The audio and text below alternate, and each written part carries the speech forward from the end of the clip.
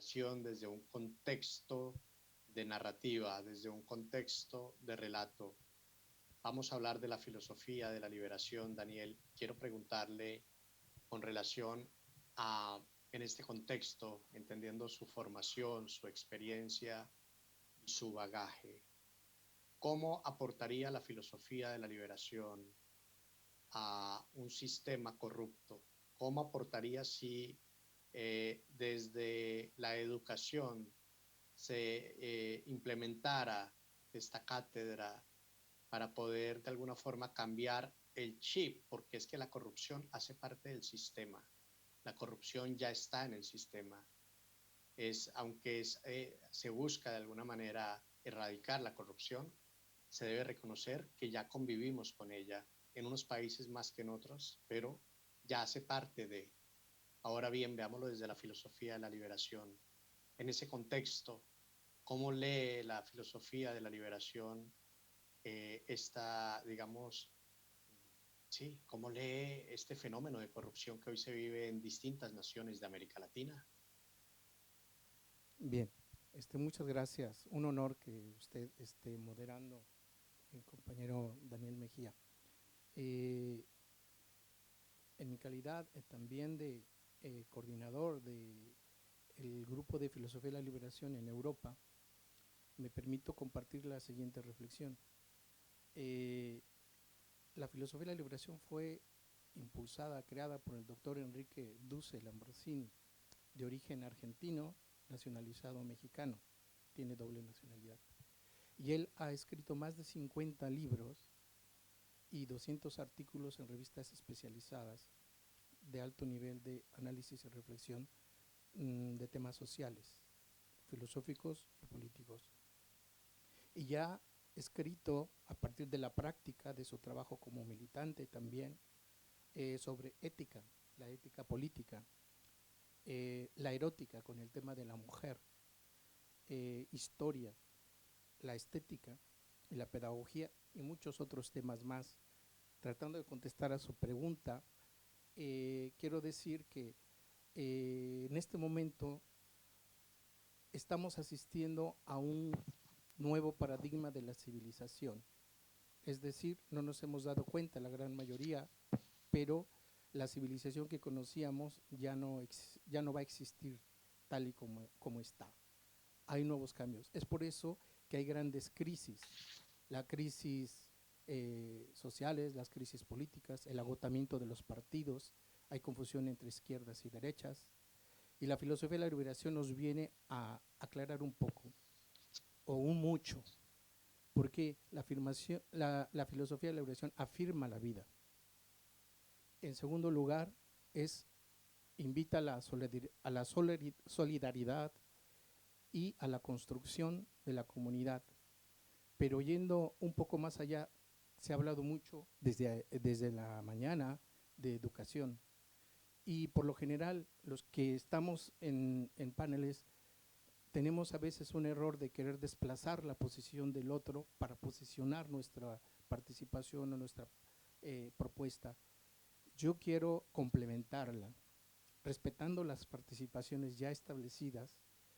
Hay algunos compañeros, como el compañero que acaba de pasar, que aspira a premios, grandes premios, tienen buena voluntad, muy buena voluntad, pero son muy nobles los objetivos, pero se están equivocando en el método. ¿Por qué? Porque la metaeducación, es decir, Sí. la educación como la conocimos ya no responde a los desafíos de hoy. Y lo que estamos haciendo es nada más replantear. Dice una frase, no podemos poner vino nuevo en odres viejos. Tenemos que reconstruirla. Es más difícil. Tenemos que construirla desde abajo. Es más complicado. Es muy exige mucho trabajo y mucho esfuerzo, pero se puede. Es por eso que Dussel ha hecho pase de lista y ha replanteado los temas y los pilares de una nueva civilización bajo todos los temas que pueden existir en la humanidad. Y es un gran pensador que nos da muchas Claro, pistas. ¿Sí? Daniel, Sí. por supuesto. Y bueno, ya vamos para allá, pero debemos manejar el tiempo para ir dando paso a los panelistas, pero por supuesto que esto amerita profundizarse mucho más en una sola narrativa para la paz y en una sola narrativa para precisamente construir desde no solo la filosofía, sino desde la narrativa mediática, digamos, construir estos espacios que tanto necesitan hoy América Latina. Hace unos días compartíamos con la Casa de América con el presidente de la Organización de Estados Iberoamericanos, precisamente donde se planteaba una agenda iberoamericana para el desarrollo con educación y se hacía un llamado para que exista mayor inversión de parte de la Unión Europea en todo lo que tenga que ver con educación y desarrollo y ciencia en América Latina. Y voy para allá con John Silva Leca, quien es asesor también del Congreso de la República de Perú, quien también hace parte de la Organización Democrática Mundial. Y en Perú, precisamente, hoy hay una gran crisis democrática, hay una crisis de legitimidad de poderes, hay una crisis en el escenario en el cual digamos que no es claro lo que está pasando con el presidente Pedro Castillo.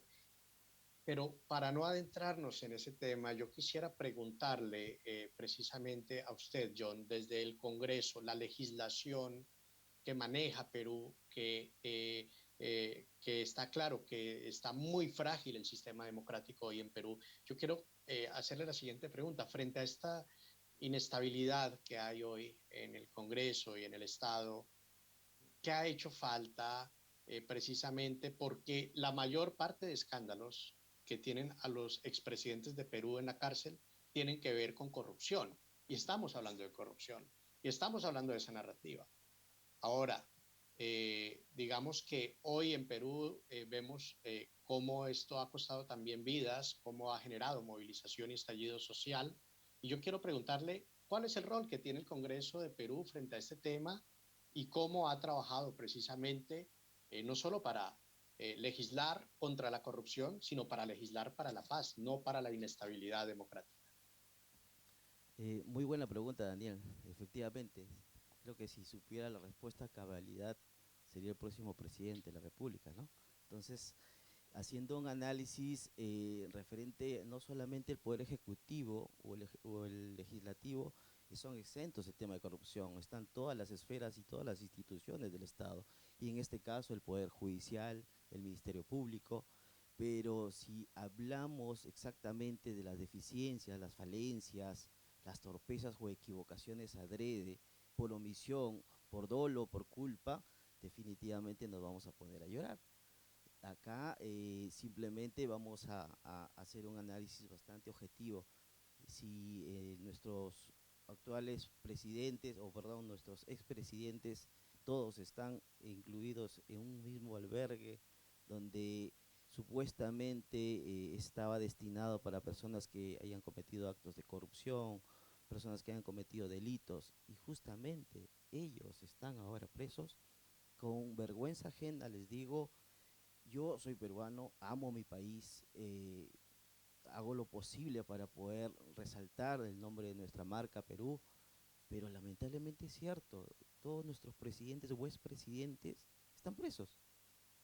Y ellos abocaban o indicaban que la lucha contra la corrupción iba a ser prioridad en su gobierno, pero mira, lamentablemente, ¿dónde están?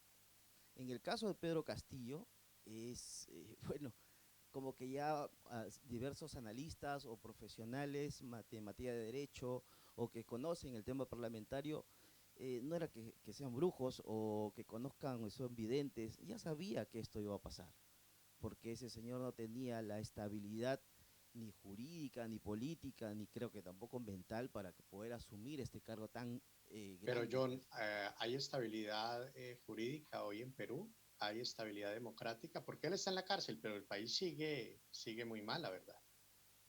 Mira, eh, yo discrepo un poco en ese tema. Ciertamente, como todo país latinoamericano, tenemos problemas, pero este tema de que Pedro Castillo está preso y que se continúa el tema de la estabilidad, no, no lo veo tanto así, porque ya no hay tantas marchas, ya no hay tantas huelgas como que estaban en su periodo cuando estaba Pedro Castillo. Hoy Dina Boluarte es la primera presidenta mujer en nuestro país. Claro que yo soy de esas personas que tienen ese análisis que inclusive las mismas mujeres, y Claro. disculpe el comentario, a veces las mismas mujeres son machistas, ¿no? Pero hay Bueno, que a reconocer, ver, para no, no desviarnos del tema, no, por favor, yo termino, quiero preguntarle sí, a Graciela, ya volvemos, nos quedan 16 minutos y quiero hacer la segunda ronda, así que voy a pedir respuestas un poco más concretas. Quiero preguntarle a Graciela Oliveira. Cristina Kirchner ha sido también llamada a juicio por un caso de corrupción, ¿no? Y nos vamos al otro lado, o sea, ambos, o sea, digamos que viéndolo en el mismo contexto, aunque con una ideología política diferente. Graciela, ¿cómo lee usted la instrumentalización de la justicia para fines de poder, la instrumentalización de la justicia para desestabilizar precisamente a los gobiernos? ¿Esto existe o está pasando en Argentina?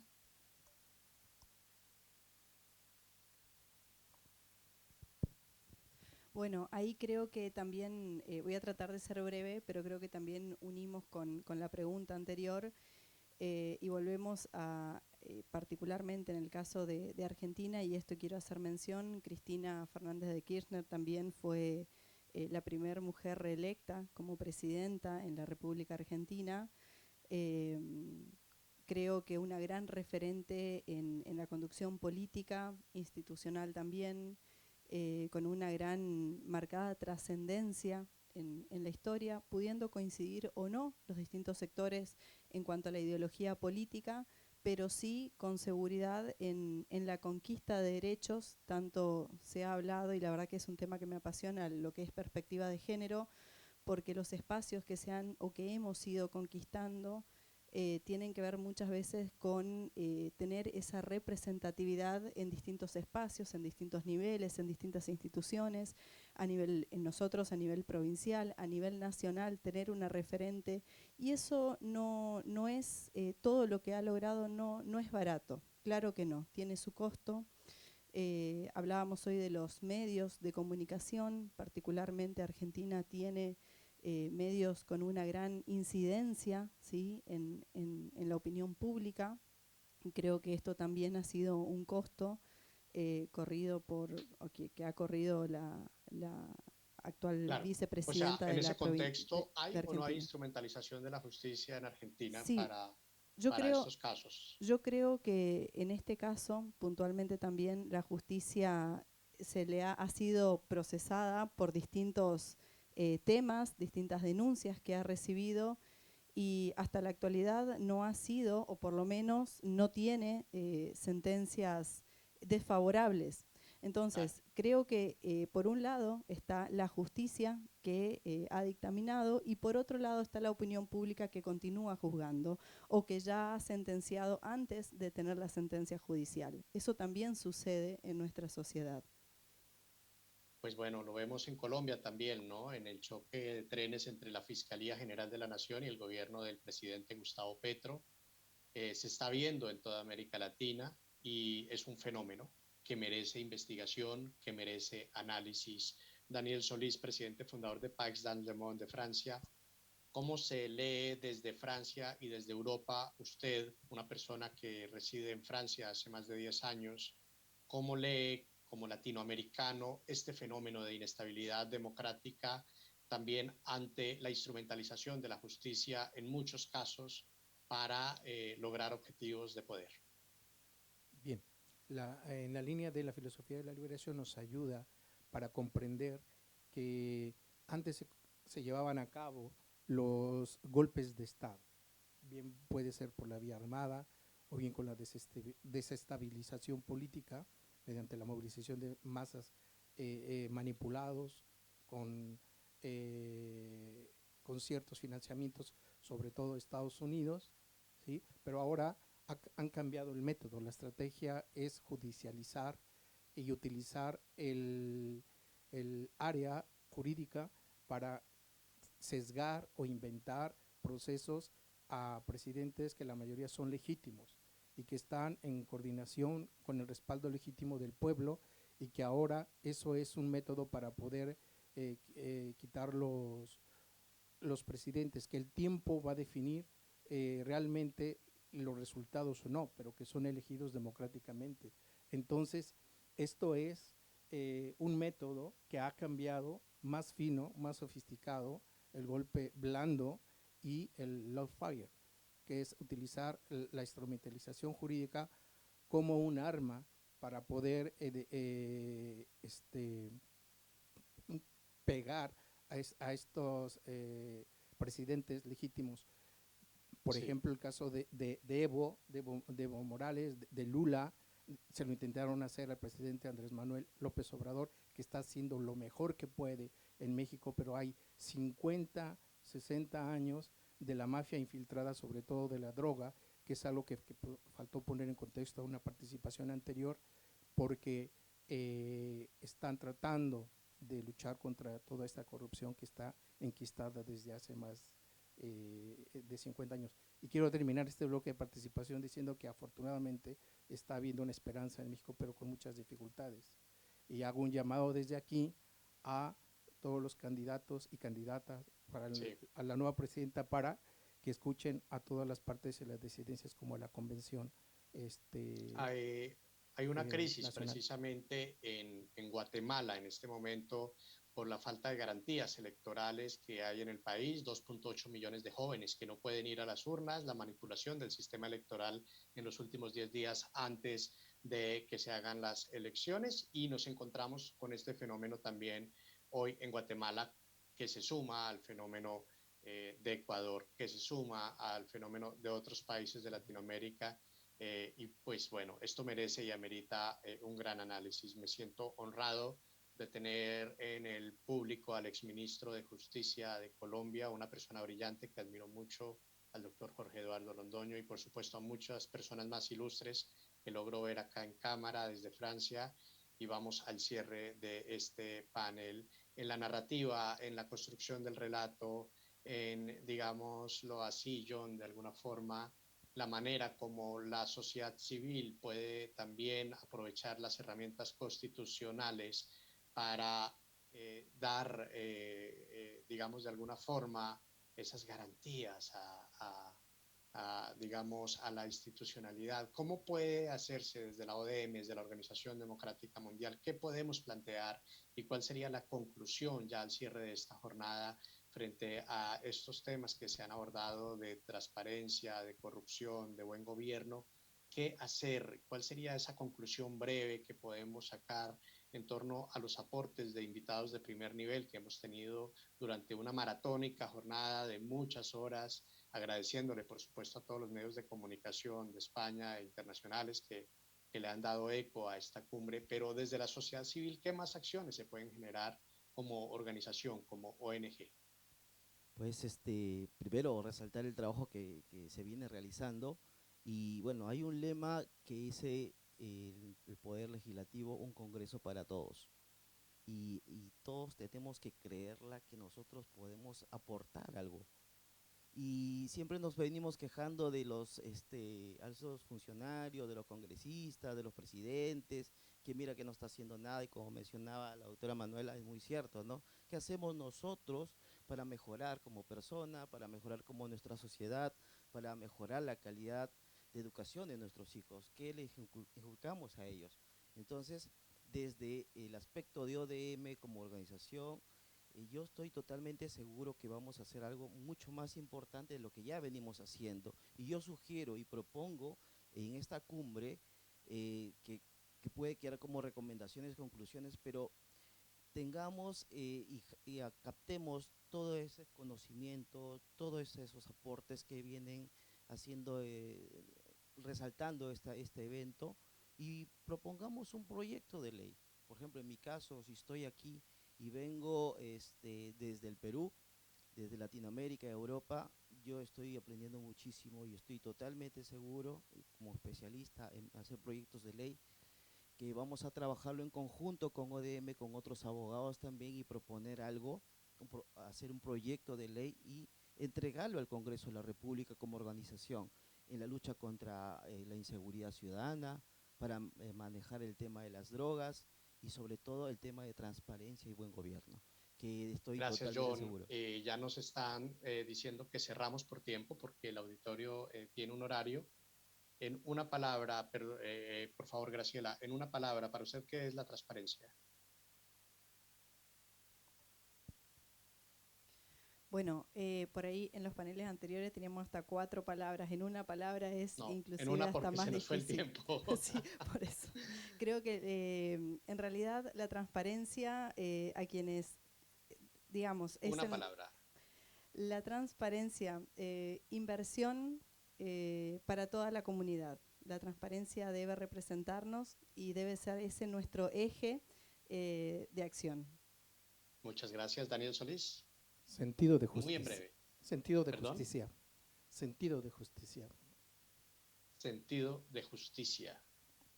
John Silva. Ética, moral. Ética. Ética, sentido de justicia, el equilibrio. Graciela, Daniel, John, gracias. Un panel maravilloso. Nos vemos en Francia y muchísimas gracias al maravilloso auditorio que nos ha acompañado en este panel Corrupción en Iberoamérica, la narrativa, el relato, donde hemos hablado del rol de los medios de comunicación. También hemos hablado del caso de Cristina Kirchner, de Pedro Castillo y, por supuesto, la perspectiva también que se tiene de este fenómeno desde la Unión Europea con población migrante, con población latinoamericana. Muchísimas gracias a ustedes por acompañarnos y vamos a invitar al siguiente panel, por favor, para que pase a la mesa principal. Muchísimas gracias. Gracias, gracias. Un aplauso para Daniel, ¿no? Daniel, excelente Para trabajo, para ustedes, Elvita. por favor, para ustedes. Gracias.